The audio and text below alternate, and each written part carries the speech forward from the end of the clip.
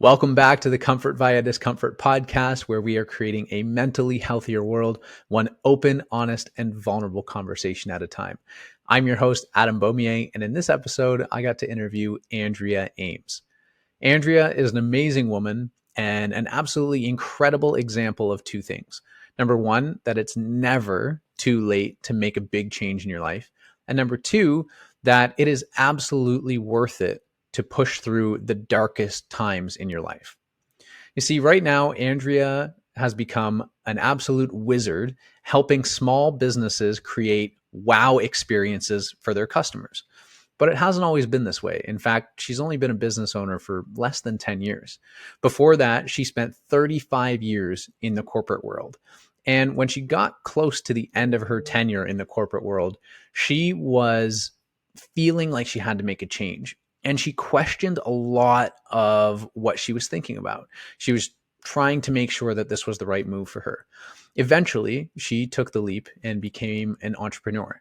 It was a really good thing that she made those changes, not only because she was pursuing something that she felt like she could be fulfilled in, but also because it gave her the flexibility to adapt to major changes that were about to happen in her life.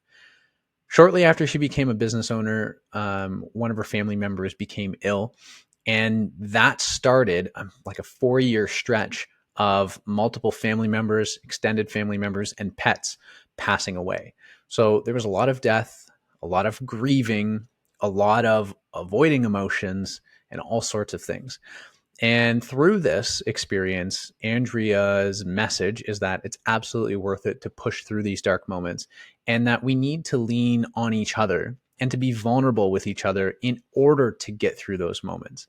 So in this episode, she talks about her corporate experience, making that transition to entrepreneurship, and then everything that she experienced with family members getting ill, passing away, dealing with their loss, not dealing with their loss, and why entrepreneurship was so important during that time. And she also talks about how she started to prioritize self-development and being vulnerable in order to get through those darkest periods in her life. So I know that you're going to enjoy this episode. It was so insightful talking to Andrea. I learned a lot. I'm not somebody who has faced a lot of grief with immediate family members or even many extended family members right now. Fortunately, I know it's going to happen at some point. It's inevitable. So I learned a lot from her, and I know that you will too. So stick around for the entire episode. And if you really enjoy this one, please consider, number one, sharing it with a friend or family member so you can share the insights with them. And number two, please consider leaving a review on whatever podcasting platform that you're listening on. It would mean a lot to me and to Andrea, and it would go a long way to support the show. All right, enjoy. Alrighty, welcome back to another episode of the CVD Podcast. I'm here with my friend Andrea Ames. Andrea, it is a pleasure to have you here today.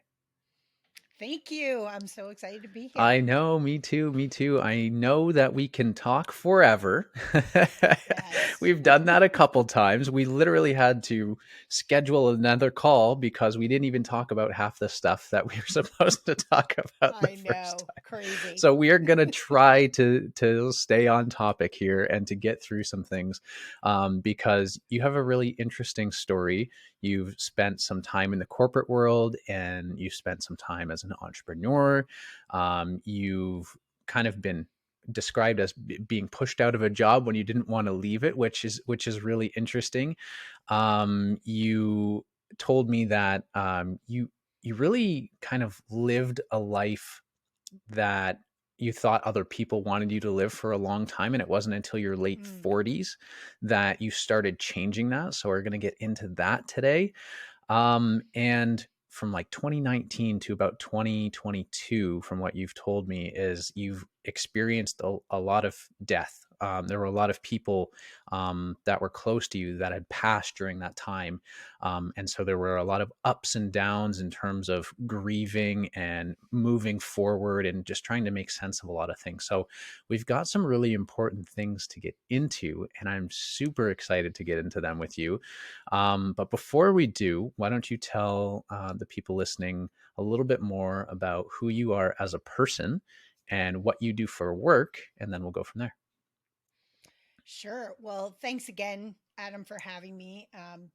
It does, boy, when you summarize my life in a few sentences, it's like, whoa, that feels like a lot of stuff. We may have trouble staying on track. I'm going to try to stay focused. So I think when you say as a person, I am someone who, well, let me give you like the facts. So I have my partner Doug, and we've been together since 1999, so quite a while. We have no children, but we do have four-legged furry babies, two dogs and two cats. And they're, pretty much our worlds, the same way I think that a lot of folks who have kids think of their kids as their world. I have a sister who I love very much. We live close together, so we have the opportunity to see each other a lot. I'm a quilter. I love to design and make quilts. I love to teach other people to quilt. I love to read. And I am, I don't know if you remember this. You might be too young. There used to be these books called Sniglets. There were a whole series of them. It started, I think the first book was called Sniglets, and they were kind of made up words Okay. that were very descriptive about, common things. And I once made up a sniglet and called myself an informationaholic. An informationaholic. Because Okay. informationaholic. So I'm just a person who kind of needs to know everything. When I start, when I get interested in something, I dig really deep and I love to learn everything there is to know about it. So, several years ago, I decided, so I've always been a gardener. My mom was a big gardener, and I decided that I really wanted to take a beekeeping course. And I ended up with beehives and honey. And, like I did all the things, I learned all the things. I taught some people how to keep bees. And I don't keep them now because I got too busy to be able to keep them through the winter. I became an entrepreneur and then I had to do a lot of traveling. But that's very typical Hmm. of me. Like when I got my dogs, it wasn't like, all right, I need to understand like how to groom them and feed them and make sure they stay healthy. Oh no. How do I train them? How do I teach them tricks? How do they think? I had to know everything. So I would say informationaholic kind of describes me to a T. Very interesting. And you could also call it passion, right? I'm Mhm. really, the things I'm interested in, I tend to get really passionate about. Yeah. So that's kind of me as a person, I would say. That's interesting. I can really relate to the pet thing, because like my wife and I have we have a cat. We've had her for just over a year now, about 14 months. And eventually we'll get a dog. Like we know it's gonna happen. But for me, I'm like, no. I need to know like how to train the dog like properly. Like not only because like it's more from a safety perspective, right? Like it's safer for them, it's safer for the people around them, all that sort of stuff. So I just want to have like a well-trained dog. And when we got our cat like 14 months ago, I've never had a cat. And so one of the things that I did was this one time we were in Lowe's or Home Depot or something, and there just happened to be a magazine that said like all about your furry friend, and it's like a magazine that's about just about cats, how they think, how they act, why they do what they do. And I was like, I want to know, like I want to better understand her so that I can, try to make sense of what she's doing, and how I can be like a better human friend to this furry-legged friend, right? And I've also seen your quilts. Like you've sent me a couple pictures, and they are amazing. And so I'm Thank 100%, you. if you're okay with it, send me a link to some of your quilts. I want to put them in the Sure. description so that people can see how talented you are. Well, thank you so much. Absolutely. And I'm so glad you didn't say you wanted to train your cat. Um, Well, we have only we because have trained I've our tried cat. to train my cat, and they say it can be done, and I've seen cats that are supposedly trained, but I'm not convinced that they're not just doing that stuff because they want to. Um, but I will say we differ in one way.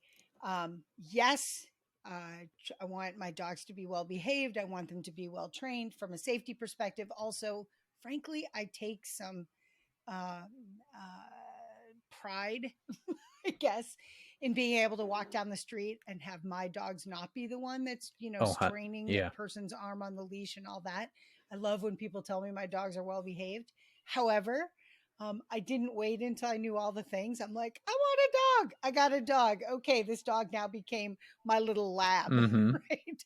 So, and I don't mean Labrador, I mean laboratory, right? So now they're like the my sandbox and the place where I do all my training experimentation, and not in a bad way. There's no like abuse or anything, but it's like, do like this treat or that treat, or what if I, talk to them this way? If I say nasty things to them in a nice tone of voice, like how do they respond? What if Mm-hmm. I say really nice things to them and I'm yelling, like how do they respond, right? Yep. So there was a lot of experimentation. I'm definitely a learn as you go kind of person. Nice. And sometimes that gets me in trouble, right? I may take some action a little too quickly, Yeah. but most of the time I found it served me pretty well to kind of go with my gut and say, yes, I want a dog. I'm going to get one, and I'll figure out how to train him or her on the way. Oh yeah, yeah. I hear you. I'm very much a learn as you go type of person as well, and it's definitely got me in trouble sometimes. And sometimes I jump into things before I know anything, and then my wife looks at me like, "What the hell are you doing?" And I'm like, I don't know. I thought I could do it." um, Before we get into what you do professionally right now, very quickly, what kind of dogs and cats do you have? What are their names? How old are they? Just tell me quickly what Oh my gosh. something about your Yeah. pets. So the oldest animal is a cat. His name is Diablo. He is one of three original cats that we brought with us from California in 2010 when we moved back to Maine. And he was born in 2002. So that would 2002. Yeah. So that would Wow. make him like 11. No, he's 2002? older than that. No, he's like 20, 2002. 21. Oh, yeah, you're right. No, 2007. Okay. Sorry, 2007. Like 15 or 16. I was like, I think he's like 14, Yeah. 15, something like that. Um, our other cat is the only female. Like I've always had, for whatever reason, all male dogs, and almost all male cats. And this cat, you mentioned that I've had a lot of death in my family. In 2011, my stepmother passed away, and there were two cats in the house at the time. My stepmother was kind of the original crazy cat lady, except she wasn't really crazy. She had a lot of cats around. My dad, on the other hand, oh my goodness, I could tell you a lot of funny stories about my dad and my stepmother's cats because he hated cats. Yet, when my stepmother passed away, he could not let go of those cats. Those two cats were so precious to him. And so he ended up falling in assisted living back in 2019. And I ended up with his cats. And so one of those two cats was one of the many deaths of the last few years, but the other one is still here with us. Her name is Pearl, Purrl, and she is hilarious because she's like does this little chirping noise, which is kind of how she got her name. And I think she's maybe a year or two younger than Diablo. She's not, they're both on the older side, but they're Yeah. not super old. My dogs, the older one is about 5. His name is Jackson. He is black, has a little white spot on the top of his No. head and a little white ruff on his neck. And he is mostly bully breeds like pit bull and American Staffordshire Terrier. He's got a little bit of lab in him. And then our fourth pet is the youngest one. He is soon to be a year old. We Mm-hmm. got him back in August when he was about 3 months old. And he's probably a pit bull hound mix. He's this beautiful orange and black. Um, the word just went right out of my head. Brindle. There we go. He's this beautiful orange and black brindle, and his name is Tiger Is because Tiger. he looks like a tiger. That's awesome. I know that a lot of the CVD listeners have dogs or cats, and so whenever I get the opportunity to have somebody share about their pets, we always take a couple minutes to do it because it's just people connect so much with animals. It's amazing. Totally. And I will say, I have always, except when I was very little and my parents were in charge of getting the pets, I've always adopted rescue animals, so mutts from the pound or Hmm. rescues or whatever. And I've always adopted pets that were older. I've always tried to go for a year or older because I didn't want to potty train and all that kind of stuff. Hmm. So Tiger is actually my first puppy, Oh, and it's a whole different thing. Like, it is a whole different I thing, bet. even bringing any pet in and getting them acclimated to your house and all that. There's work involved in that, but having a puppy is a whole different thing. And it's like in a very, very good way and in a challenging way. Yeah. So I've really appreciated everything Tiger's done for my own personal growth in the last 9 months or so. He's been quite a challenge, and it's been quite rewarding Hmm. at the same time. Yeah, yeah, I can relate to that. It's been the same way with our cat Roma. Like I said, I never grew up with pets in the house, and we got her when she was like 11 weeks old. So it was it's been eventful. Yes, Let's say it's been exactly. eventful and challenging, quite challenging at times. Like I never thought that, oh, I'm gonna get a cat would be something that I go, oh yeah, that was challenging, but it has been. Yeah. But that's another topic for another day. So why don't we start by getting into a little bit more of your professional career, and then we can get into sort of Sure. the first major topic, which is sort of living the life that you thought others wanted for you, and not changing that until your late 40s. So briefly tell me a little bit about what you do now, and then we'll sort of get into things. Sure. So I have a small business. It's myself, and I have a virtual assistant who helps me out about 5 hours a week, just the two of us. And before that, I was in corporate. My uh, I think my career has very much followed the trajectory of my personal life in a lot of ways, and we'll talk about that a little bit more in terms of expectations and so on. But just in terms of like how I describe myself, my personality, and so on, I've always been a big learner, and I cannot not share what I know with other people. Hmm. So you heard me talk about teaching quilting, teaching beekeeping. Um, yeah, I can't stop myself. If Hmm. I feel like I know something interesting, I can't help but teach that. And so my I started out as a pre-vet biology major in college because I loved Interesting. animals. I always wanted to be a vet since I was a little kid. And then I moved to Philadelphia, and I wanted to go to Penn. And I ended up working for a Temple University, another university, and I was helping people understand how to use the computer lab. And I ended up by accident working for 2 years as a technical writer, writing computer training and manuals for the custom software that Hmm. particular department wrote. And that launched me into a career in technical writing and technical communication, which was my career for 35 years in corporate. Hmm. And it's all about learning stuff and then telling other people about it. So Right up your alley. it's really kind of been a perfect fit for me in terms of my personality and just the way I approach the world. It's just been a natural fit in terms of the kind of work that I was doing in corporate. And now, with all the things I learned in corporate, I basically do almost the same thing. I'm just taking that 35 years of experience in making customers successful. That's really what I think of my corporate career as being about. Whoever my company's clients were or customers were. My job was to make sure they were successful with whatever the product was or the service that I was creating documentation for or training on or whatever. And so now I help, as Doug likes to say, I help other people help other people.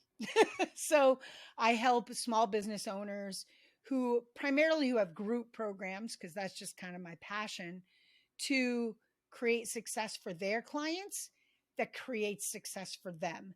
In other words, when your customers are making progress, getting results, then you retain them. You're able to sell more things to them. You're able to serve them at a higher level.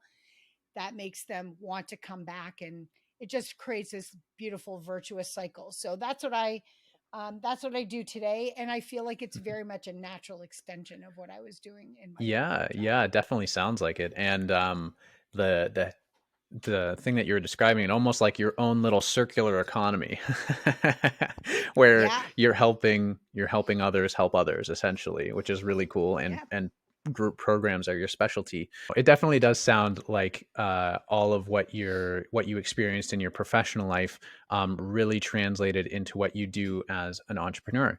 What is your business yay. called, and where can people find you online? Well, my business is called Idle Point Group, mostly because um, I did not want to name it after myself. So many entrepreneurs are just, Amy Porterfield or whoever, right? And that's lovely, and they're kind of a personal brand. But when I started my business, I was consulting mostly with large companies, and I did not feel that a personal brand was really Mm. appropriate. Hmm. However, in the last couple of years, my focus has been primarily on small businesses. And so the best place for people to find me is actually AndreaAmes.com, not idlepointgroup.com, which was my old URL. All righty. Well, that's That was a long answer to your question. that's okay. AndreaAmes.com. And I'm definitely going to put the links into the description to anything that is related to you so that our listeners can very, very easily find you online and reach out to you if they need Perfect. to. Um, so yeah, so it's amazing that you work with small businesses now, and you've utilized all of your experience to basically kind of do the same thing, and maybe even follow your passion a little bit more. What I'd really like to get into now is, I've heard this talked about multiple times, where people live a life where that is based on what they think other people want for them. And you mentioned to me that it wasn't until your late 40s that you started changing that. So I want to know a little bit more about why you kind of went the way that you did, and what happened in your late 40s that caused you to start changing things, and sort of what advice you would have for other people that might be able to change this earlier in their life, and not wait until their late 40s. Because from what you've told me already is that, life since your late 40s has been a lot more rewarding for you, and has felt a lot more And authentic, harder in some and ways. harder in some ways. Yeah, absolutely. So yeah, I'd really. Yeah, with great challenge, I think comes great Mhm. opportunity. Yeah, Yeah. and reward. Yeah, yeah, So there absolutely. you So go. tell me a little bit more about living this life that you thought others wanted you to live, and what happened in your late 40s to really change that. Yeah. And I'll just clarify a little bit and say, I think I've been changing it for a while. I think it took me to my late 40s to really consciously recognize Okay. that that's what was going on and to start more consciously I changing it. like that. Because I think underneath, I was probably rebelling against it all along. And I think so. I'll kind of start with the personal side of things. So when I was in college, uh, up until the point in time when I married the first time, so I've only been married once, so I don't want to say the first time, but when I got married, um, my belief really was that I would get married, have kids. This is what women did. I mean, even though it was the 80s, so it was probably a little more. liberated than, it wasn't like the 50s or anything, but there was still some expectation, I felt, that I would get married and have Hmm. kids. And I've never wanted to have children. I'm going to be 58 in September, and I have no regrets about not having children, and I never wanted children. However, I did feel the pressure, probably entirely in my head, a story I'd made up in my head, that I needed to have kids, grow up, get married, have children. And so I married a guy who wanted children really badly. Today, I'm sure he is the best dad ever. He does have a son. He was an amazing person. And I thought, well, if I don't want kids, like I've got to find someone who wants them like a million times more than most Hmm. people, so that there's a balance there, right? Interesting. Yeah. And he was ready to be like house husband, home dad, whatever, Hmm. and let me go to work. And so I felt like, okay, I'm going to meet the expectation and make for a good, environment for my Right. kids. And yeah, I realized, like, I found myself rebelling against the marriage, the pressure of that from pretty much the beginning. Hmm. I didn't really realize it. It wasn't conscious, but I recognize it in hindsight. And just to, And so, sorry, just to jump in, yeah. what kind of things would you do? What do you mean when you say that you would rebel against it? So my ex-husband was at that time what I would call quite religious. Okay. He would not describe it as religious. But he, in terms of what society or what our probably commonly held definition of religion is, he went to church every Sunday. He was very involved in the church community, and I was not, and I fancied myself super, super, super. Um, uh, I'm having your question drop out here. Um, I fancied myself super tolerant. Okay. While did not find myself to be a religious person, it was not something that was big in my life. It was in his. I loved him, and that was totally fine. Like I, I felt like I was being very tolerant of his beliefs, his lifestyle, and the way he wanted things to happen for him. And I realized for our family. And I started, before we got married, I went to his church with him a lot and so on. And then we got married, and I decided, nope, I don't want to do that anymore. And so it kind of started out as, I don't want to go to church on Sundays with you. And then it became, and I don't want you to go to church anymore either. Interesting. So I would try to distract him, keep him home for various reasons, etc. And that, I did realize, was not particularly healthy. Hmm. And so then we started talking about, what would it be like to have children? Would they grow up in his church? I didn't really want that. His family was very close, and they came from he was Costa Rican, first generation American. So they have a very different kind of culture when it comes to kids and so on Hmm. than what I would call your typical American culture, which is what I came from. His mom wanted to come and spend a lot of time with us. Once we had kids, maybe spend half the year with us. And I was like, no, please don't. Not because I disliked her. She was an amazing person. Yeah, that's just a lot. But for me, it's like, your parents don't come and live with you for 6 months out of the year. Yeah. Like, that's just not something I can really tolerate. Hmm. And so I just found myself saying no a lot, not liking the way things were going. And of course, that caused more arguments. And then I felt like I had to save the marriage. My parents were divorced. I felt like if my marriage did not last, I was a failure. So I wanted to get couples counseling. He wasn't so excited about that. He I think, was in a bit of denial. He didn't want to admit that we had any problems. I felt like the arguments were a sign of a lot of problems. I don't think they were really a sign of problems between us as much as signs of the mistake that I made, um, putting myself in that situation. Okay. He's an amazing guy. Yeah. I will just say, I mean, he's, would give you the shirt off his back. He's like got the biggest heart. I, he got remarried. Like I said, he has a son, and I hope that he has the Mhm. best life ever Mhm. and the life he wanted, Yeah. because I don't think he would have had the life he wanted with me, because we did not want the same things. Right.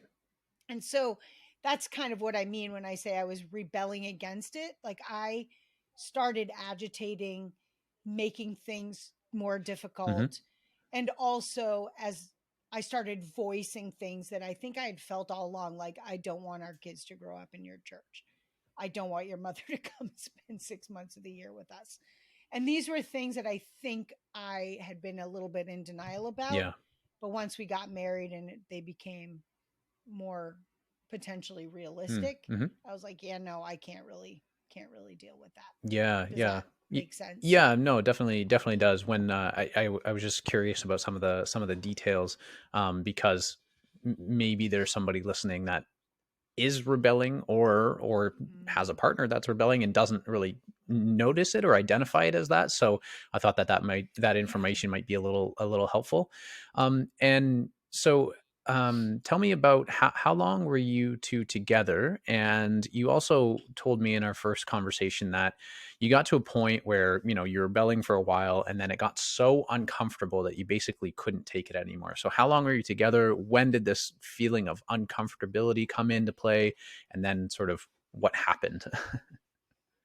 Yeah. So we were together, I think, a little less than a year before we got married. So maybe like 9 months or so. And then we were married from 88 until 2006 Okay. was when our divorce came through. But we were separated in January of Okay. 2005. So you're So, together for like, or sorry, 96 and 1995. So we were together like 7 okay. years. And then we were separated for about a year, a little over a Hmm. year before our divorce was final. Gotcha.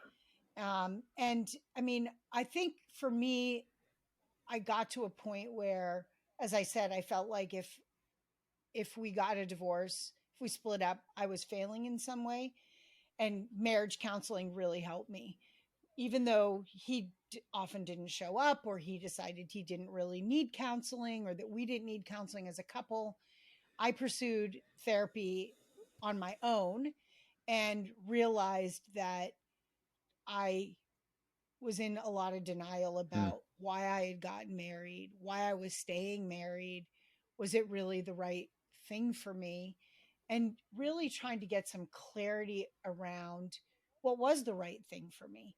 And that's probably when I started to, at least, um, if not entirely consciously, started to move away from kind of the expectations that we talked about at the Yeah. beginning. And so I got a divorce. Now, again, it was 1996, right? This is not a divorce, is not exactly, a stigma, You got divorced in but 2006. 96. 96. Oh, Yeah, okay. sorry, I said Gotcha. 2006 earlier, but it was 96. Um, we split up or separated in 95 and then got divorced in Okay. 96. The divorce was final in 96. And so, yeah, I think, like I said, I think that's probably was the Mm. beginning, which was, I was in my 30s. It wasn't like I was in my early 30s. So it wasn't like I was super young, although it feels very young now. It's all relative, Yeah. right? It's all relative to where you are.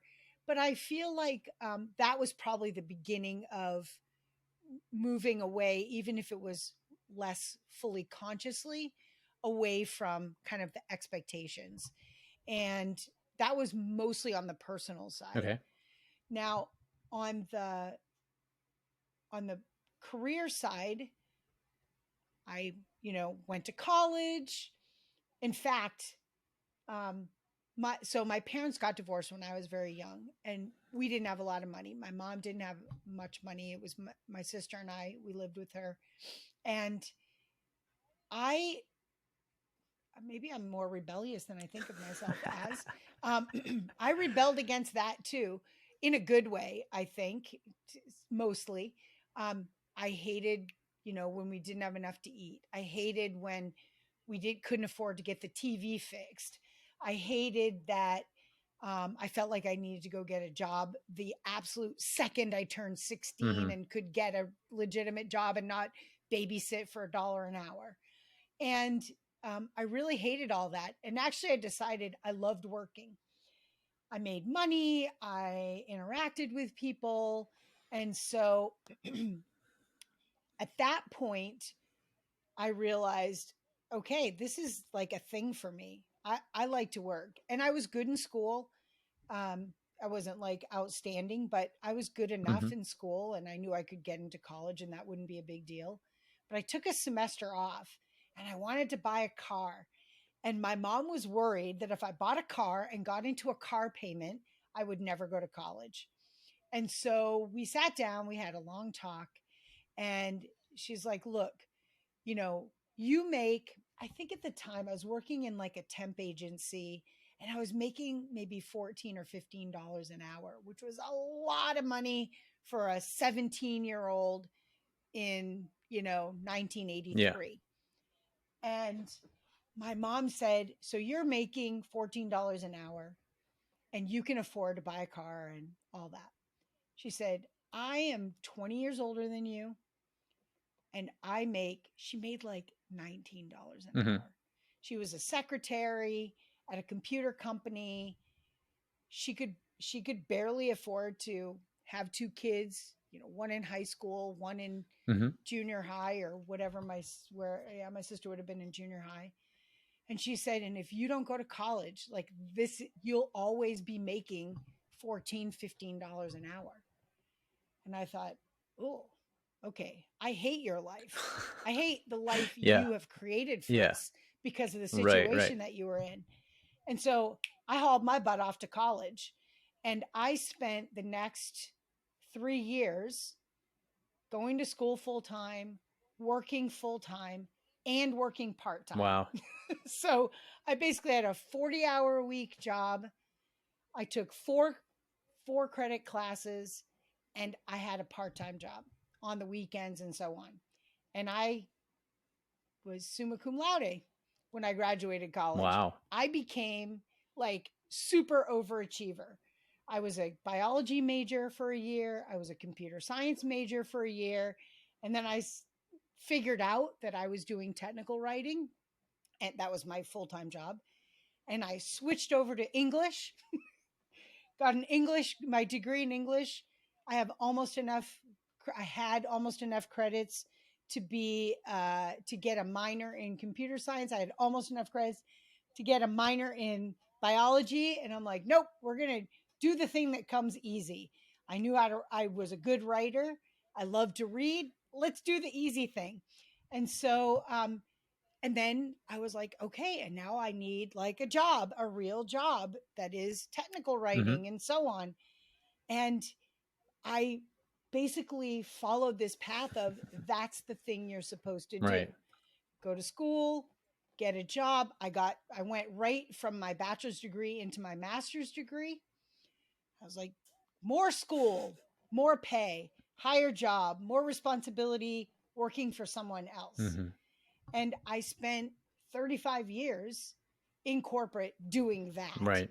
And I would say that's mostly where the living by other people's expectations showed Okay. up. And I think where the um, realization in my late 40s that I was living a life by society's expectations, where that really came out was when um, I didn't want to do things the way I had always done them in corporate. Okay. In my corporate job, I should say, I enjoyed building the capability of my team. I enjoyed making customers successful. I figured out what all the things were that I enjoyed. I also loved going to conferences, speaking at conferences. And when I left my corporate job back in 2017, I had, I would say, an enviable, what I, what I call analog audience. So people in real life. I know this will be crazy for people listening to podcasts. What? I had no online following. I wasn't very prolific on social media. I Hmm. didn't have a blog or anything, but I went to a lot of conferences and a lot of people would show up and they enjoyed my presentations, my workshops. I started keynoting. So I had this a pretty decent analog following that I think, today people just starting out in business in an entrepreneurial sense, it would be enviable. Yeah. It's not like, I wasn't like Tony Robbins or anybody, but it was Yeah. enough that when I decided to leave corporate, I had a lot of people who knew who I was, and I had a lot of interest from other companies, not that necessarily the one I left, but from a bunch of other corporations to come and work with them and so on, because I'd gotten out there. My content, if you will, was like live speaking, basically. And so I think that um, the things, the way that showed up, I'll anticipate your question. The way that showed up for me in particular was it really came to a head, started to progress in my late 40s when I stopped caring what anybody fucking cared about me. I stopped caring. If you don't like who I am, what I look like, what I do, what I say, I don't care. And I will say, especially for women, it takes it's a long road to get to that point because of the things that we see, online trolling, body shaming. That was all a real thing in the analog world before it was an online thing. It just wasn't as public or as broadly Hmm. known, as broadly seen or as visible in such a broad Hmm. way. But that was all there. And so I think it takes a while to kind of shed that, ooh, I have to be just this kind of person. Yeah. I have to act in a very particular way. I have to fit in with the people that I am peers with, or that I work with, or that I'm going to conferences with, and so on. And that, I think I was in my late 40s before I just said, screw all you people. If you don't like who I am, too bad. Yeah. And I think that the way that the response to that was, and I don't think it was conscious in the people that I was interacting with, but the response to that was amazing. Interesting. It was, I don't think I was ever not really myself when I was expressing myself, but I held a lot back. Right. I didn't express myself as much as I probably would have, which a lot of people will, if they hear this, they're going to laugh their asses off, because I've always been very extroverted.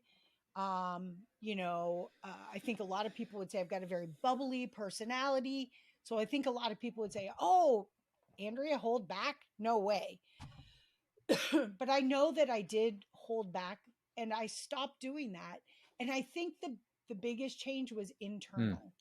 So it wasn't even so much what I said or did, but it was the way I felt about how people responded to Interesting. me. Tell me more. And when, yeah, so I'll give you a great example. I was president of my professional association. This was back in 2003, no, 2004, 2005, I think. I'd have to, have to look at my resume now to remember, but it was the mid 2000s for sure. And so it was just about the time I was getting into my mid to late 40s. And I was doing all the things. I was on the board of directors. I was volunteering, and I got elected to be a director of my region. And then I got elected to be second vice president. And I was going to be president of my professional association, like doing all the what I call all the corporate Right. things. And when I became president, I realized that people are going to have the feelings they have about you no matter what you Mm-hmm. do. People are judging Mm-hmm. you. I mean, that's just a Yeah. fact. They're judging you, so you might as well let that go. That is definitely a let that shit go Yeah. moment. Because they're judging you. You cannot make everyone happy. And when you're in a very in a spotlight like that, when you are president of a professional organization, even if it's a small organization, my organization wasn't that big. It's a Yeah. spotlight. The spotlight is on you, and people are cranky with you. Somebody's always cranky with you about Mm-hmm. something.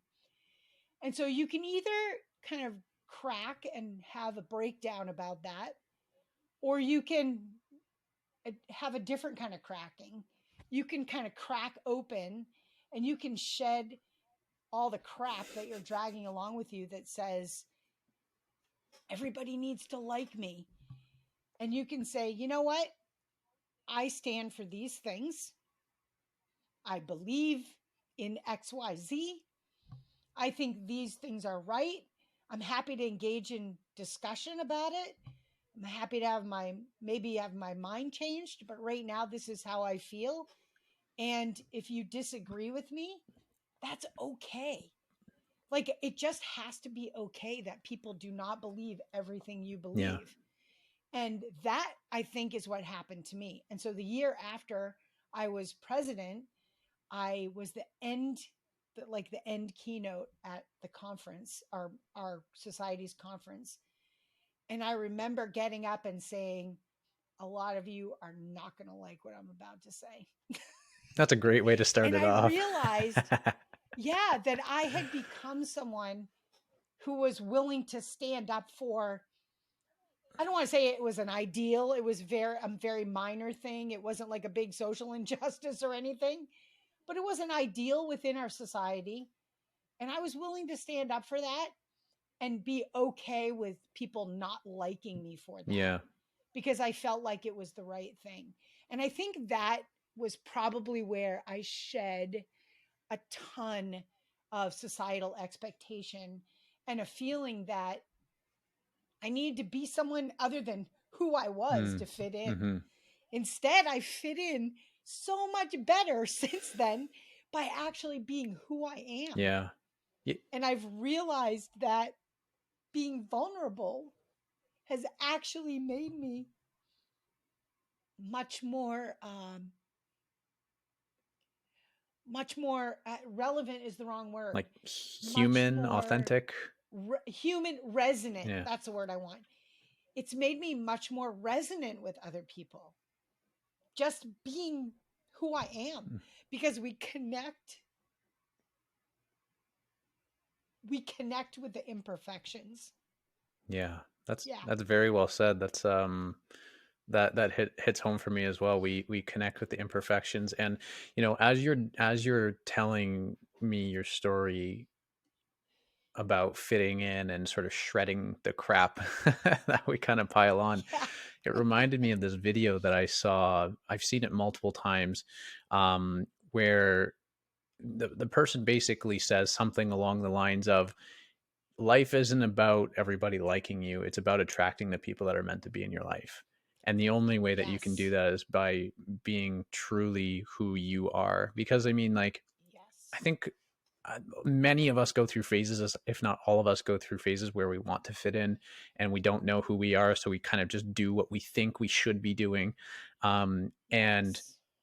for, I hope for most of us, we get to a point where where we realize that it's like, no, you know what? Something is misaligned. Like, this isn't exactly Yeah. what I was hoping for, and that they have the courage to change that, because like that's where it comes in. You do Yes. have a choice in terms of how to move forward. It's not always the easiest thing. It's not always the most clear thing, but recognizing that there is that misalignment is oftentimes very important. And what you said, this is something that I say very often, is people are going to judge you anyways, so you might as well do whatever the fuck you want.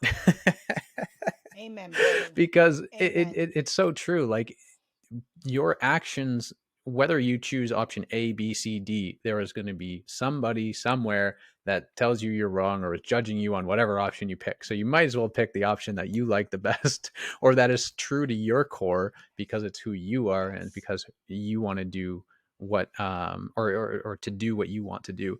And Jay Shetty actually said this best, I think. Do you know who Jay Shetty is? Yeah. Yeah. So he's written Think Like a Monk and a couple other books. And one of the things that he said, he was on a podcast and somebody asked him, "What's something that you're okay with that not a lot of people are okay with?" And he said, "I'm totally fine with being misunderstood."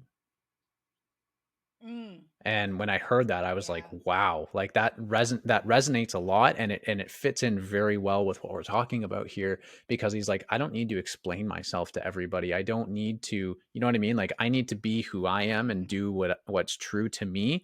And Yes. it's okay if people don't like me or understand me based on my decisions. Like, I respect them. That's their opinion. It's totally fine. But I'm going to continue doing what I'm doing. I'm not going to stop to fully explain myself to make sure that they're okay with it or to make sure that they understand why I'm doing something. I'm just going to keep doing my thing, and I'm okay with some people not understanding me. Yeah. Well, it's interesting because in the context of needing to know everything, I did get very introspective and start to make this a much more conscious thing. And one of the things that I've learned, which I think you probably know as well from your journey, Adam, and that is that judgment is just the other side of the coin of fitting in, and it's neurologically Mm, based. We have a survival need to fit mm-hmm, in. We, I mean, we can't deny that. The fear that we feel, the physical manifestation of that fear that we feel when we feel like we're not fitting in is is yeah, real, on in a sense. But the real and the judgment side of it, we are also judging the people that are not feeling like they're not fitting in. We're also mm-hmm, judging, and that's just like the way our brain mm-hmm, works. The the I think the turning point for me, or the tipping point for me, was not just understanding that, but recognizing that I needed help to overcome both sides of mm, that, to recognize my own judgment and to recognize that my fear of fitting in was an irrational fear. I was not going to be left alone on the Serengeti to be eaten by tigers, right? I that's not going to happen. right, And so for me, getting a therapist, having support, coaches, like all these things have been ways for me to recognize these things as they come up, to appreciate what they do for me from a survival perspective, and then to move forward anyway. Like you talked about courage. I mean, that is literally the definition of courage, right? Is not to not be afraid, but to keep moving forward anyway. And I think that that is like, that's the thing that keeps us moving forward, is just having that courage. And I personally, it was something I couldn't do without help. I've got a great support system, friends and so on who love me even if I'm crazy. Even if I'm a nut or saying things that are, maybe make me, or being vulnerable.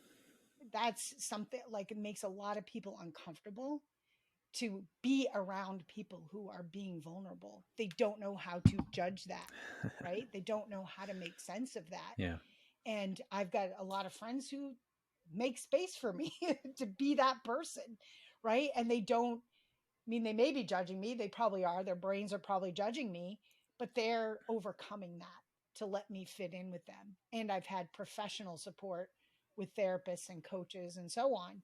And I think that that's, when we start to feel that discomfort, getting help, that's, you had asked me, like, how do you move forward when you start to feel that tension and that change? I say get help, because it's so hard to be objective. I talk about how I help other people in their business, and I see things that they've literally been tripping over forever, and I realize I'm tripping over exactly the same things. Mm-hmm. Right? I need someone to come and help me do the things I help other people do in my business, because we're just not objective about ourselves. So it's very hard to break out of those spaces. Yeah. So I think that, getting, when you start to consciously recognize that tension and the discomfort, then getting some help, some support, a trusted friend, a coach, a therapist, Mm-hmm. somebody who can really help you. I think that is the key, Yeah. right, to getting beyond and truly becoming the person that you feel you can be, and making the choices that you feel really are for you and not someone else. Yeah, yeah, absolutely. That's a great way to put it. And yeah, there's a lot of really interesting things that you said there. And I mean, I think that when we say that people are judging us or we're judging other people, we oftentimes think about it in this like negative, real negative Yeah. way. And what you brought up there was like our brains are supercomputers, and there is this survival aspect, right, of our brains. And so our brains are constantly scanning and judging the environment to try to find the what's safest for it and what's best for it, because we Yeah. crave connection, we crave to belong. And Mm-hmm. so there is part of this that is a good thing, that it's scanning and Yeah. judging, right? There is also, of course, like the negative side of it, where you judge somebody too quickly or whatever, and you find out, oh my goodness, they have an incredible story, like why was I so critical of them, right? So there's definitely that aspect Yeah. of it. But I think what's important is that you mentioned this, and a couple of other people on the podcast have mentioned this, like understanding can be so helpful to progress. And what I mean by that is, like you explained, once I kind of understood more about my brain, like neurologically, and about what was happening, I was able to take steps forward. And I've had other people describe something similar, where, one of my friends, episode 27, Omar Hernandez, he was going through like a really, really tough breakup, like right as the pandemic was starting, amongst some other things. And one of the things that really helped him was he started listening to podcasts and watching videos and reading books about healing from a relationship ending. And he found out that Mm. uh, the trauma from a meaningful relationship ending is actually similar to like physical pain. And he started Oh. understanding a little bit more about how his brain and body are reacting to this.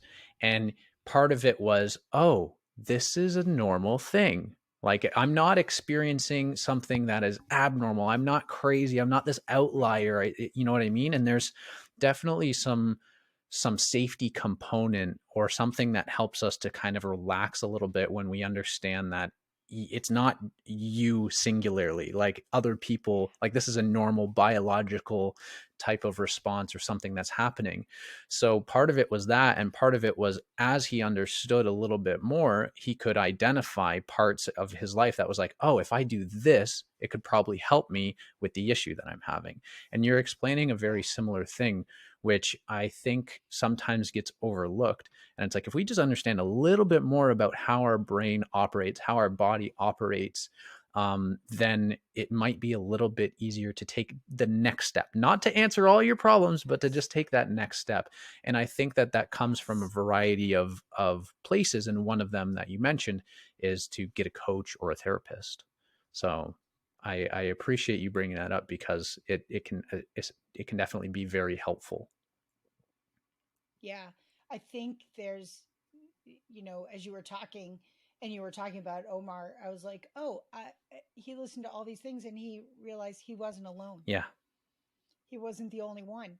And I think that realizing you're not alone, and also knowing that you're not alone, you have support, you have help, you have either, the right friends, trusted friends, or you have a coach, or you have a therapist, people who are on your Hmm. side, and also people who understand because they've either been there or they've helped other people who have been there. I think that can just be it can be a real breakthrough in terms of feeling like you can move forward. Yeah, yeah, 100%. And two things that I want to bring up really quickly before we move on is number one is like a big learning lesson for me, and I've heard this from other people as well, is that the support system is great. But if you're not vulnerable with them, if you're not telling them like what's really going on in your life, the help that they Yes. can provide is very limited. And it's not going to be necessarily the help that or the advice that is going to be helpful because you're not giving them the whole picture. So you alluded to vulnerability a little bit, and that's been a huge change for me. And it's only been over the last 3 to 4 years where I've actually started to be vulnerable with the people that are closest to me. And it's been an Mm. absolute game changer because now we have conversations about things that used to be ridiculously uncomfortable, but now they're the normal thing because they are things that happen in life, and like they happen to me regardless of whether I talk about them or not. And in order to get Yeah. help from the people that are around me, I need to actually talk about it. And the second thing that I want to mention, I've thought about this before, but when you described it, it kind of made it click for me, is that, when we are kind of in this, I don't know if it phase is the right word, but when we're going through this period of time where we want to sort of fit in and we're sort of trying and we don't know exactly, what's authentic to us, we're trying to fit in and we might be a little inauthentic. When you realize that, that can be very scary as well, because all of a sudden you're like, okay, so I'm going to become my authentic self and all these people are going to disappear and I'm going to be alone, right? That's where your brain goes, but Yeah. that's not true. That's not necessarily what's going to happen. Sure, some people that you've become friends with may not be friends anymore because of what you stand for or the values that you have or whatever it is. But there are going to be people that are still in your life, and your relationships with them might be way stronger than before because because you are being Yes. your authentic self. And on top of that, you are going to begin to attract different people because you've changed your perspective or how you communicate with people or how vulnerable you are, or et cetera, et cetera. And that one takes a little bit of time because sometimes it's not automatic where those people are just become into your life. But that also is really, can be really scary because there's this threat that you're going to be alone and your brain goes, nope, I need to survive. I need people. I'm going to stay here. Right. Yes. Yes. Yeah. Yeah. And that's where your support system comes in, right? And says, it's okay. Yeah. This is normal. Yeah. This feeling is normal. It's okay. Yeah. And you're so, And and and hopefully can help bring you back to your values and the things that really feel true for mm, you. yeah, that's very well said. I like Yeah. that. Yeah, absolutely.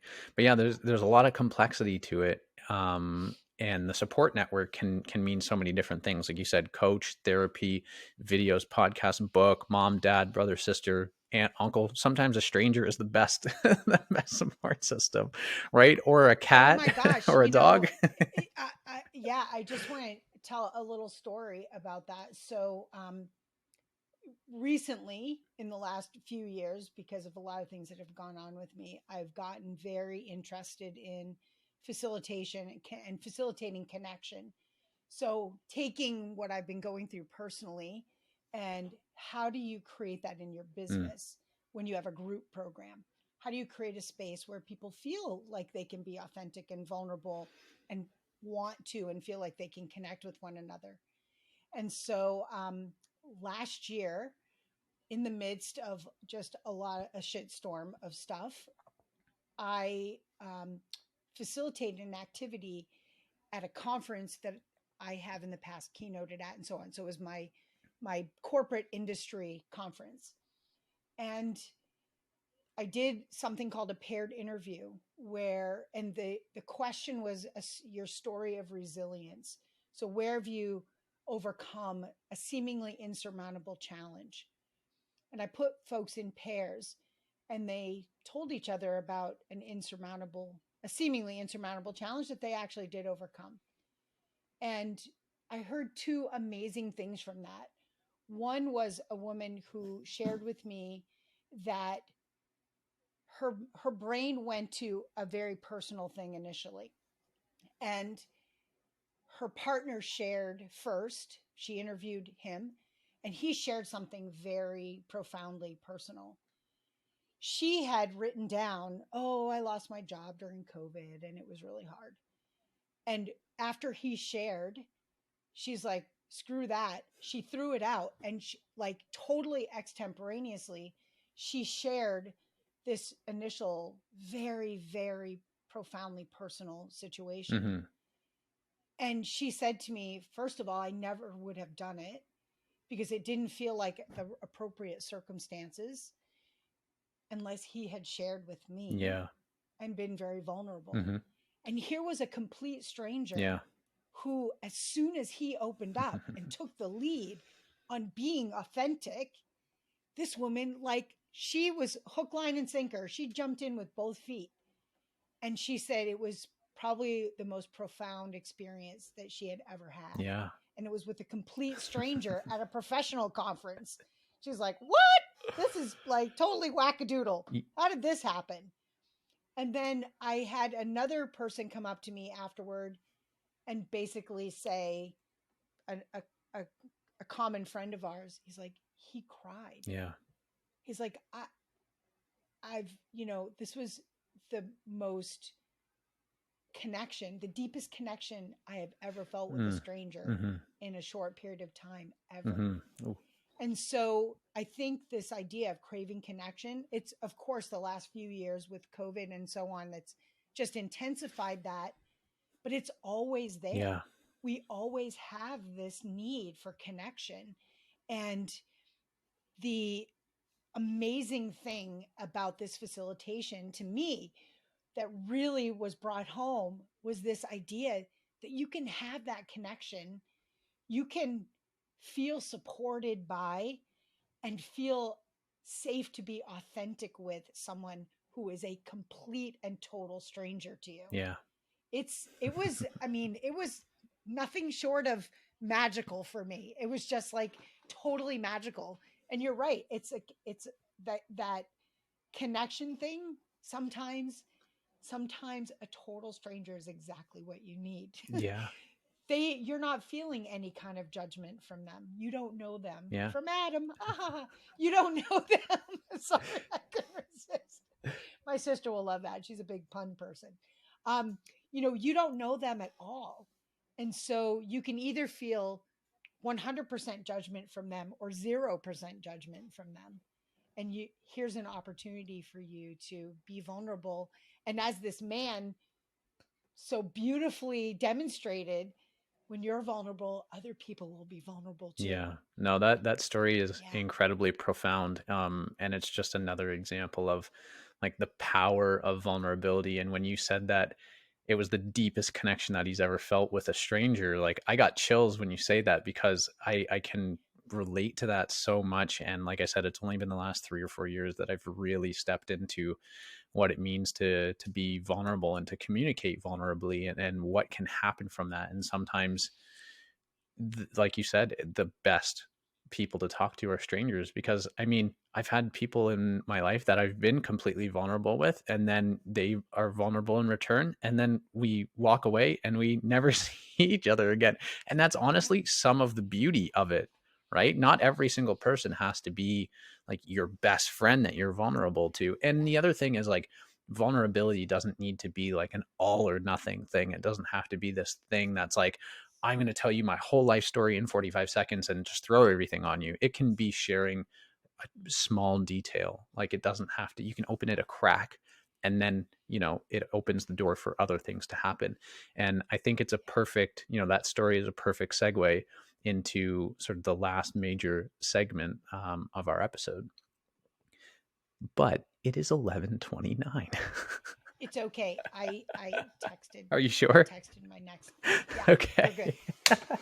I was going to say, because we can go on for another, 20 minutes, 30 minutes or so, but I wanted to make sure that I don't interfere with your time. I'm good. You're all good. What time are you good until? Do you have 20 minutes, 25 minutes? Yeah. Okay, perfect. Yeah. So yeah, I think this is a perfect segue into sort of our last major topic, because you told me about how you kind of got pushed out of corporate and started life as an entrepreneur. And I think it was, and correct me if I'm wrong, but I think you said that it was like 7 days after you kind of left your corporate job that's when your mom fell ill.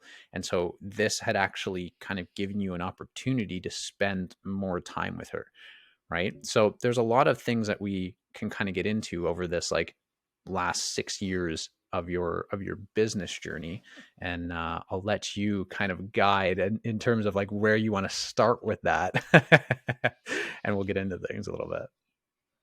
Yeah. I mean, I think this was probably, um, it was probably the last point or the last trigger, if you will, of really feeling like I was breaking free of other people's Okay. expectations. And I didn't recognize it right away. So I had a great job. I, in fact, had my dream job, a dream according to the 35 years of Mm-hmm. trajectory of, college, etc. But it was a job I loved. I did really enjoy the actual work and I felt really privileged to be able to say I enjoyed my job so much. There are so many people who can't stand going to work, and I loved going to work. But my company just they moved my job, and I didn't want to move geographically. I had moved back to Maine when my stepmother got ill. She had pancreatic cancer, and I moved back, and I just again felt so privileged to be able to be with her for the last 7, 8, 9 months of her life, and to be there to be able to support my dad. Mm-hmm. And then I decided I really don't want to move. My family, I moved back to Maine to be near my family. I'm getting older. My parents are getting older. I'm reconnecting with my family in a really beautiful way. And I don't want to move to New York or Austin or whatever. And so I decided to resign. And actually, I went through 6 months of looking for another job. I was kind of really holding on to that I'm a corporate Mm-hmm. person thing. And I realized in that time that actually a year or a year and a half before that, I had taken a month off and I had enlisted the help of a productivity coach. So I got a productivity coach because I thought that some of the discomfort that I was feeling in my job was because I just wasn't getting enough done. I Mm. just wasn't productive enough. Interesting. Okay. And yeah, and so I kind of went on that assumption for like a Yeah. year. And then they decided, okay, they're moving my job. And did I want to move? No, I didn't. I'm going to go try to get another corporate job. And um, what really turned me around was I watched a a workshop on Creative Live by a guy named David Bach. And I had read David Bach's books and The Automatic Millionaire, and I had followed his advice because again, it was kind of part of the expectation, the corporate expectation. You got to have a 401k, you got to put your money away for retirement and all this kind of stuff. And he talked about how being an entrepreneur, owning your own business, was really the only way to have complete financial Mm-hmm. control. How you could make $5 for your corporate boss, you could make $5 million for your corporate boss. And unless you were actually a salesperson on commission, you weren't going to make any more Right. money. But if you were in business for yourself, if you made $5, you made $5. If you made $5 million, you made $5 million. The opportunity was pretty much Mm-hmm. infinite in terms of what you could do, become, and so on. And so I thought, wow, okay, that is like a whole different mindset for Yeah. me. And at that point, I decided I'm going to stop looking for this corporate job. I'm going to do my own thing. And, that really I think started the ball rolling to changing my mindset, which is still changing. That corporate mindset, interestingly, at least in the US, I think, um, especially in the economic segment that I think we would call middle class, I think that corporate mindset is a pervasive personal mindset. Okay. Your parents had it, you have it, you instill it in your children. I noticed it in my nephew. I got out of my corporate job and he was having all these ideas. He was in grad school and he had all these ideas about deep learning and so on. This is back in 2017. And I was like, oh my God, Nick, you should come here. Like, you can live in grandpa's basement rent free for a while. It was a finished basement. It wasn't like a little, wet cement spot or whatever. I said, and you have an opportunity. You're not married. You don't have any kids. You have an opportunity to come. Like, you have a lot of really great inventive ideas. And he's like, well, I won't be putting anything on my resume. That was his response. Yeah. And that's typical response. That's typical. Totally typical. And in my mind, first of all, I was a little brokenhearted because I thought, I've instilled this in him. I've been the model. Interesting. Yeah. For that. And the encouragement to him when he was in school, like, how are you going to get into college if you don't XYZ, Yeah. right? I realized this was not just a corporate mindset that you get by being in corporate. This is like a middle class American mindset. And it is not necessarily true. I don't want to like break anybody's brain here, cause anyone to have, an existential break with reality or anything. But I think it's a questionable mindset. Yeah. Interesting. And that was a thing that really kind of started my mindset changing. And then being able to, when my mom got sick, being able to, again, having the privilege of being able to take care of her. I had moments of saying, ugh, my mom, she's sick again. She's in the hospital again. And it was disrupting my life. And I said, whoa, wait a minute. It's not that you have to do this. You get to do this. And in some ways, that was a learning that came out of my stepmother's passing because she had passed away and I got to be here.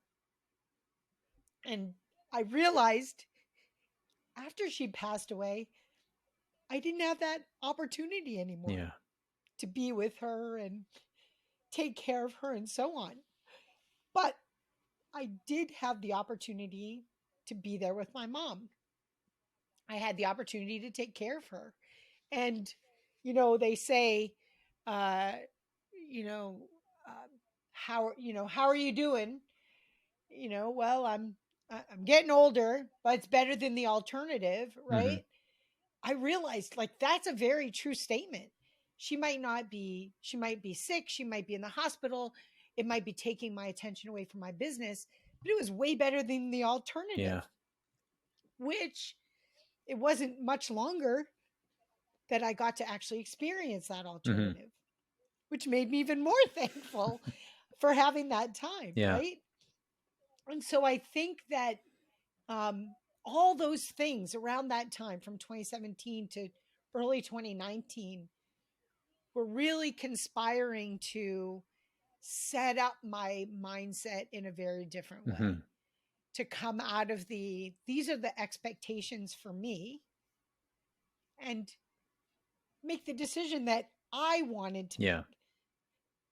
When my dad then fell, he fell.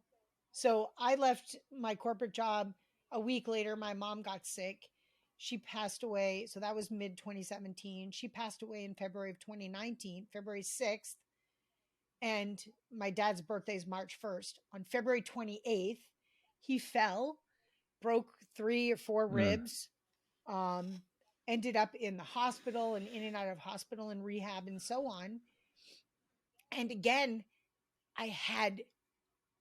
if that had happened first, because he just passed away in 2022, May of 2022. So that's 2020, 2021, 2022. That's over 3 years of, you know, dealing with his health Yeah. issues through COVID and so on. But even if it wasn't through COVID, if he had been the first one to be in that situation going that long, I can totally see myself just resenting that. Yeah. Which would I would have been disappointed in the way I showed up Mm-hmm. after the fact.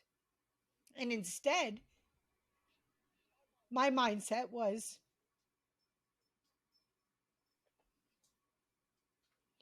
the question I asked myself was, how do I want to show up right now so that when he's gone, I can look back and feel in integrity? Because my dad was someone who I loved, but who we did not share a lot of values. A lot of our values were quite different. And I loved him. Some of our values were the same, and I appreciated that. But we were politically and socially, we were on opposite ends of the spectrum. And that made it even harder for me to be his financial POA, his healthcare POA, and so on. And I can totally see me being in corporate, feeling torn away, feeling like this was a distraction for a man that I only half shared values with. And instead, now he's gone, and I feel absolutely at peace. I grieve, but I showed up the way I wanted to, Mm-hmm. and in a way that was authentic and in integrity for me. And I'm pretty sure that would not have happened 5 years ago, 6 years ago, before I really, I think, started to get a lot more in touch with what it what what what were my Mm-hmm. values? Who was I? Yeah. What was authentic and in integrity for me? Mm-hmm. Yeah. Yeah.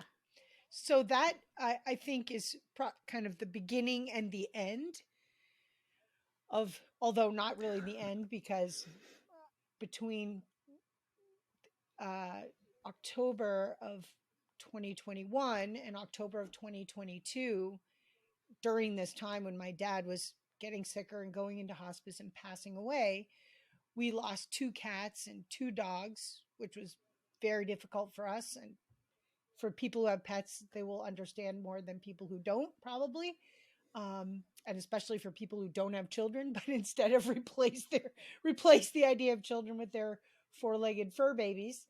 And I lost my dad, and I lost a cousin, and I lost my uncle. And now, actually, before we got on here, and you didn't even realize this, Adam, but my partner's father passed away this month, just a couple weeks Mm-hmm. ago. And so just a ton of death. And yet, what I feel like is, I'm learning, first of all, because I can't go through an experience and not dig into it to get everything out of it that there is, because that's just kind of my thing. Back to beekeeping. I pretty much approach everything in life that way. But also, I think if I had not left my corporate job and not become an entrepreneur, it would have just been a very different thing. Mm-hmm. I'm not sure that I would have had the same level of mental resilience, um, and the same ability to experience all of that without, I don't know if I want to say giving up, Mm. but but maybe just giving up on a lot of things that instead I feel like, okay, Yeah. yep, this happened. And guess what? I'm still here. And I'm still here. I'm still here. Yeah. I'm still learning. I I had this great discussion with a friend of mine who's also an entrepreneur just a couple weeks ago. And I said, all right, like, uh, you know, 2 cats, 2 dogs, my dad, my cousin, my uncle, our stove, my car, our furnace in the middle of winter, a month without running water and hot water and central heat, my father-in-law, my back. I tweaked my back recently. Like, I feel like I'm sitting here keeping score against the universe right now. Like, I must have 1,000,000 feet because, like, everybody waits for the other shoe to drop. I'm waiting for like the 50th shoe to drop. When did the shoes stop dropping? And I said to him, and then I realized, wait a minute, I can sit there and keep score and count all those things up, but I'm clearly ahead because I'm still here. Universe has not beaten me down yet. Like, I'm still going. And in fact, if anything, I'm going Yeah. stronger. You know, I'm going further. yeah, I've often, when other people or other people online in videos that I've seen kind of describe something similar, what oftentimes comes up is this shift between like, oh, all these things are happening to me versus, oh, all these things are happening for me. And like, Yeah. you hear that and it sounds great. I'm wondering if that applies, if that's been something that you've thought of, or if that is just kind of like you've taken that and tweaked it a little bit. Like, what's your sort of mindset around those things? Because you did mention like keeping score versus now being like, hey, you know what? I've changed my mindset a little bit, and I'm still here and I'm still moving forward. Yeah. I mean, I think that, so I have also heard that.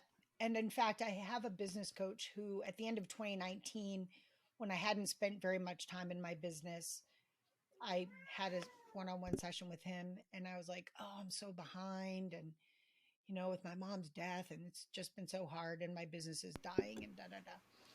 And he said something very similar. He basically said, what you've been through and what you're going through is something you can't teach people. Mm. Like, you can't say, okay, so today our training is going to be on what it's like when your parent dies. Like, you can't, there's no way to give people training on Right. that. You have to experience it. You have to go through it yourself.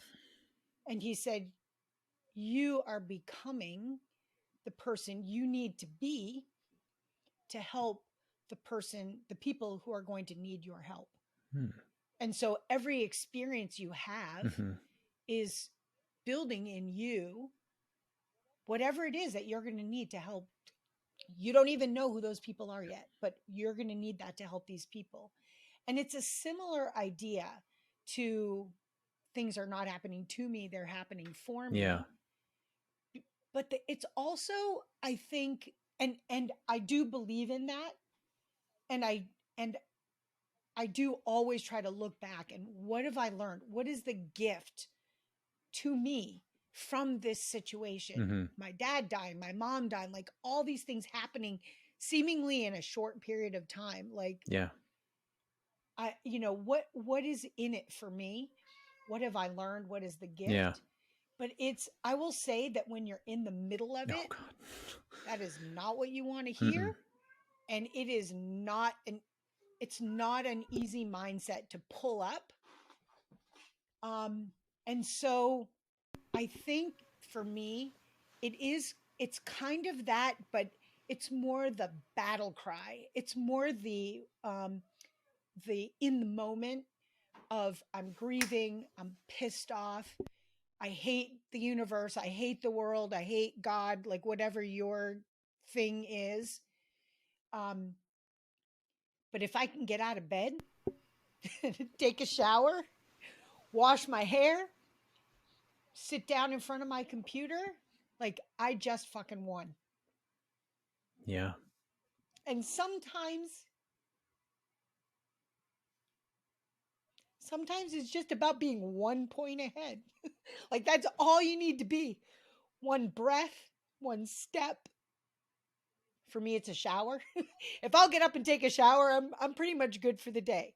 One shower, like whatever it Mm-hmm. is, you only need to be one up on your circumstances Yeah. to be winning. Mm-hmm. So then after you're out of the thick of it, like I think that's the mentality that gets me to the next step. And then after you're out of the thick of it, at least for me, that's when I can look back and say, okay, what was this for me? What was the learning? Mm-hmm. What was the gift? What made this the thing I needed right now? Yeah. Yeah. But in the thick of it, it's such a great but seemingly way too lofty Mm-hmm. idea when you are in the middle of grieving or Yeah. anger or whatever's going on. Yeah. Yeah. My wife's experienced a lot more loss and grief than I have in my life, and it's something that we talk about often. Sorry, one second.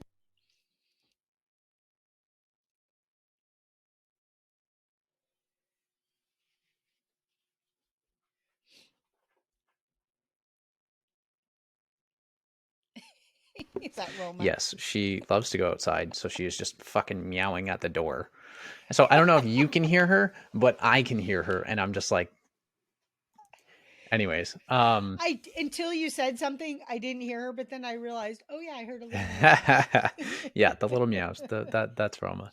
Um, but yeah, first of all, Andrea, like I was saying, my wife's experienced a lot more grief and loss and grief than I have, and like you said, like you can't teach it, right? Like we talk about it all the time, not all the time. We talk about it often, and I often also hear that everybody has their own grieving process, and so Shelby will tell me a little bit about what she's been through in the past and maybe what she would do differently. And sometimes some of those things are like, oh, like that makes total sense, and some of those things don't make any sense to me. But like I've not experienced those things myself, so like the deep loss that she's experienced, so I don't know how I'll totally react when that's actually Yeah. happening. And I've had some other people say similar things that you said, where it's like when you're in your shit, like you're in your shit, like you can't have this big like step back from the picture type of view, Yeah. because you are inches away from the actual picture. So there's no way that you could be totally introspective, right? You can't Right. necessarily, and somebody else has said, you can only connect the dots backwards, you can't connect them forwards, right? And Mm. sometimes in the moment you don't even know that it is a dot, or if you do, you have Yeah. no idea what the dot freaking means, what shape it is, what color it is, the Yes. size of it. You have no clue. Yes. So there's no way that you can actually kind of connect that dot to the bigger picture. And in those moments, if somebody were to say something like, hey, this is a learning experience or something like that, that just infuriates you. Like, I've Yeah. seen that happen to Yeah. people. I've been that person saying that to somebody before, and not intentionally, like to piss them off or something, but that's definitely happened. Um, and when you were talking about, your whole experience, you kind of described two things that were quite polarizing. One was that, your experience leaving corporate and being an entrepreneur and having like the flexibility to be able to spend time with your loved ones, through what they were going through, and spending time with them before they passed. And you described briefly what you thought it might be like if you were still in that corporate world. And I think that what's really important is, at least to me, is that you described this mindset shift. Like once you left the corporate world, it was very much, and I mean, there was a little bit before, but once you left the corporate world, there was this really big mindset shift. And of course, you're still working on it. I'm still working on mine constantly. And there were Can't feel moments that where you were either. like, oh, like I got to take care of my mom.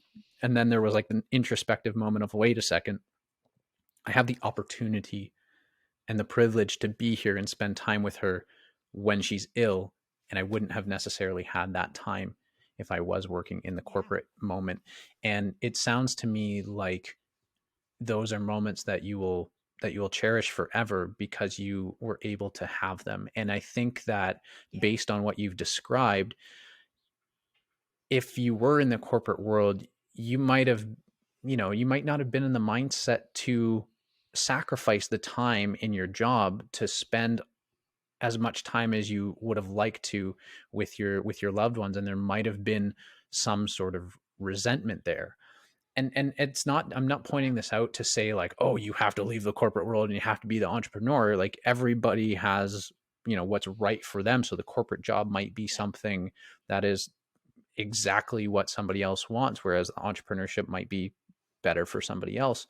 But what's interesting is the mindset shift that you talked about, and also really zeroing in on your values, because I think that was Yeah. really what helped guide you in your in this period of time when there was so much illness and loss Yeah. and grief. And Yeah. I think that's I interesting to totally highlight. agree. I totally agree. And I think that for a long time, I did not feel that family was a big value for me.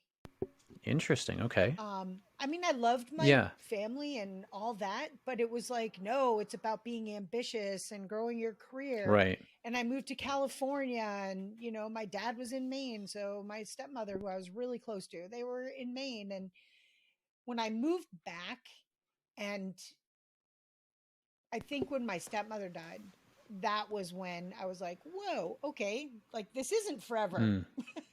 And I realized when I was offered the opportunity to move away from Maine for my job, again, you don't know these are dots until afterward. But the big thing that really came home for me is when my mom at the end of January of 2018, she went in the hospital. She was having some problems with her stomach, and okay, she went in the hospital. They were trying to figure out what was going on, and I mean, my sister and I, we didn't really think much of it. She'd been in the hospital a couple of times, and it was probably just another time in, and it wasn't supposed to be a big deal. And if I had been living in Austin or New York or whatever, I probably wouldn't even have come home for it because it had happened before. And I probably would have come home the first time because I would have been freaked out. And then the second time, it would have been like, well, last time it was kind of like not a big deal. Okay, now it's the third time. I probably wouldn't have come home, and she passed away. Wow. And I can tell you right now, I would have been super pissed at myself. I don't, probably right up to this moment, I probably would not have forgiven myself for that yet. Mm.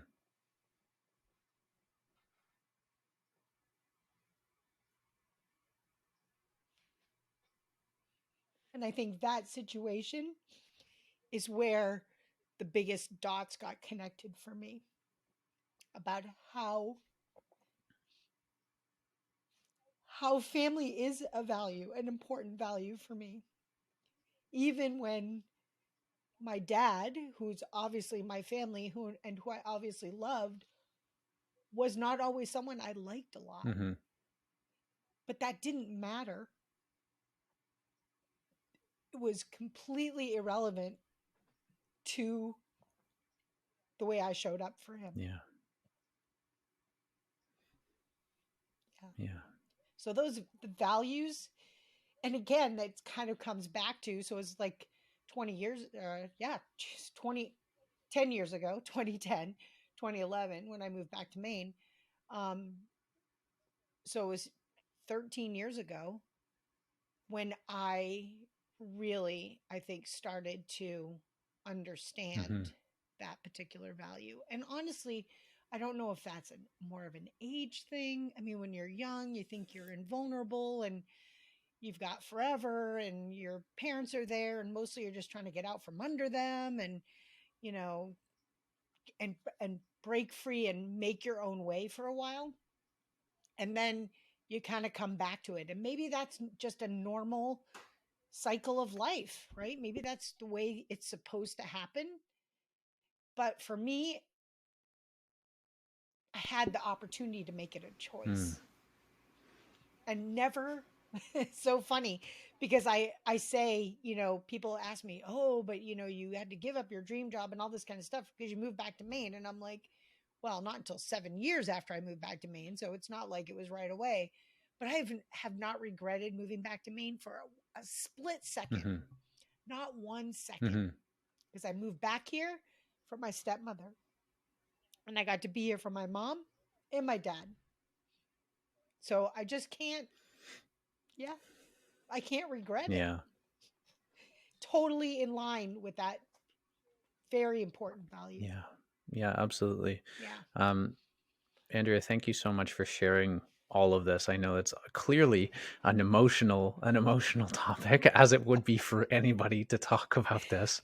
So thank you for sharing it so openly and honestly and vulnerably. Of And course. of course, I'm sorry for the losses that you've had in your life. I Thank know you. that they are, like you said, helping you become the person that you need to be for others. But that doesn't make it any easier. Um, and No. so again, yeah, sorry for your losses, and thank you for sharing this, because I think it's something that I haven't had a whole lot of conversations around. I don't know how many of the listeners have had a conversation around this either, and I think that along with the other things that you've mentioned in this episode, they can be very helpful in helping somebody to navigate a little bit, or maybe recognize a misalignment that is happening internally that they've been Yeah. pushing to the side, or maybe they Yeah. recognize that, hey, no, my life is aligned, and that's amazing. That's an amazing feeling to have. Either way, Yes. where you're at is totally fine. But this is just another example, another story of potentially helping somebody discover that. And so I really, really appreciate your time and your vulnerability and you sharing Thank about your you. life. I've got one last question for you as Sure. we wrap up, because we've been through so much. And like we said at the beginning, we could talk for another 5 hours, but I know. And there were so many things we didn't get to yet. I know. Well, maybe we'll do another segment in the future so that we can get into some other things and fall into that those stories. But my question for you is, what piece of advice would you have for somebody that wants to get more out of life, or somebody that wants to get in touch with their values or their authentic self? What would be your piece of advice for how they can begin to do that? Yeah. Oh my gosh, it's such a good question. Um, I think part of it is, and this is something that I've actually found very difficult often, is just getting comfortable with being with yourself, um, and making time to just be quiet, Mm, um, not distract yourself with all kinds of things. Um, yeah, because what I find interesting is I've gotten a lot of help along the way, coaches and therapists and so on, as I mentioned. But also, what's happened is I've made space, I think, for my own thoughts, my own voice to be more, um, for me to hear my own voice more. And so, um, if you can do that, if you can find space and time to allow yourself to feel the things you feel, to think the things you think, to really recognize what's authentically yours, I think that is super helpful. Some people journal, some people meditate. I mean, there's so many different ways. I love to go take my dogs for a walk. The beautiful thing about dogs is they don't talk back. what I mean, my cat talks back all the time. Yeah. Yeah, my dog's not so much. So clearly you need a dog. But I think like I love to take my dogs on long walks. No earbuds. Like no, I love audiobooks and podcasts, so that feels painful to not have a podcast on or an audiobook on, but to just go out and just like be really present. What's here right now? Beautiful sky. The right now the maples are budding. It's gorgeous here. It's rainy and muddy. My dogs come back to the house and I have to practically give them a bath every time I go for a walk because they love to go run around in the mud. And just experiencing those things can sometimes push a bunch of the cruft away and give your real thoughts an opportunity to surface, as opposed to the, oh, I'm not good enough, or I've got so much on my to-do list, or I'm so overwhelmed, or like whatever the judgy voice is in your head, like kind of just blowing that out of the way for a little while. Yeah. I find that's really helpful. And like I said, there's a lot of different ways to do that. I also think that there's a reason we crave connection. And so getting support from other people is invaluable. And if it's really a matter of, I'm not sure what my values are, I mean, a coach is great. They're typically less expensive than a therapist. I don't know a single coach, professional coach, who doesn't have some values activity up their sleeve that they can pull out and say, all right, let's sit down. Let's like talk about values. That's a huge aspect of coaching. If you feel like there's trauma in your life, getting a therapist can be an amazingly freeing experience, really help you process those things. A death is a trauma. I've had a lot of trauma lately. And so recognizing that, right? Recognizing, hey, there's been a lot of, just COVID has been very traumatic for people, right? There's probably no one in the world that hasn't had some level of trauma in the last 3 or 4 years. And so I think clearing the way for your own voice and really listening to it and getting support, I think those are probably my 2 best bits of advice. I will say, I wish, when you were talking at one point, I forget what you said. It was part of a question about, how did it happen? And, what was your advice or something? And I was thinking, it would be awesome because this feeling of judgment and not being enough and, not fitting in is so not a thing up to a certain point in our lives. I remember being a kid and I don't know, went out, I got dirty. Like I didn't care if my dress was up over my head. Like I certainly wouldn't be seen in public now that way. And then you get to a point where suddenly you realize, oh, everybody's judging me. And if my dress is up over my head, people are not liking me so much, or they're making fun of me or whatever. And it would be so amazing to have some support that's kind of built into our educational system or whatever that would help us retain like our ability to feel authentic and to feel supported and to feel like you're supporting someone. I have to say, I feel best about myself when I know I'm helping someone else. Yeah. And I have a little accountability partnership with someone, and I realized, wow, like I am giving her way more advice than she's giving me, and I love it. like that's what brings me back to that meeting every week. Yeah. Because I feel like I'm really helping her. She's having doubts and I'm supporting her. Oh my God, I feel so great doing that. Yes, I'm getting accountability from her as well, but I'm really helping her. And so there's such a mutual need for feeling accepted and feeling accepting, right? Accepting other people and supporting them in whatever way they need. Yeah, I think that can be more important than feeling accepted. I would much rather feel I was helping other people than to feel everyone loved me. Much like hands down. And so it would be a beautiful thing if our society supported that as opposed to factionalizing and feeling competitive as opposed to collaborative. And some of the things, like I said, there's kind of this corporate mentality also that is not just a part of being in corporate, Mm-hmm. that we start to get when we're thinking about which nursery school should my kid be in, because if he's not in the right nursery school, he won't get in the right daycare. If he's not in the right daycare, he won't get in the right kindergarten, and all the way up the Right. line. And so it's just kind of sad that we have to get to a point. And actually, I've got another coach who says, the breakthrough is in the breakdown. Yeah. But how sad is it that we have to break down before we can break through? That we couldn't just break through and break through and break through, and it's just a bigger, bigger, bigger, greater insights, more peace, and even more um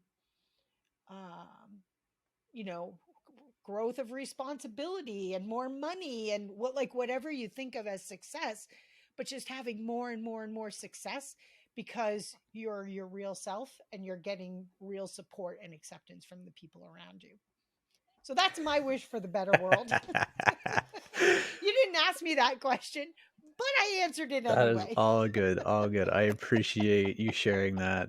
Very, very wise, Andrea Ames. Thank you so much for your time, for your sharing your story, and for your pieces of advice and your wisdom. I will again put all of your links in the description so that all the listeners know exactly where to find you and how to reach out to you. And again, thank you so much. This has been a lot of fun. It's been a pleasure. Well, Adam, thank you so much. I really appreciate you inviting me. And yeah, this has been good for me too. It's always a catharsis, I think, a little bit to talk about your shit, unpack it a little bit in front of somebody who's a great ear. So thank you so much for Oh, that. you're very welcome. It's an honor to have you on, and I know your story is going to help at least one other person out there, and that's what it's all about. Yay. I hope so. Oh, I know so. Thanks, Andrea. Thank you, Adam.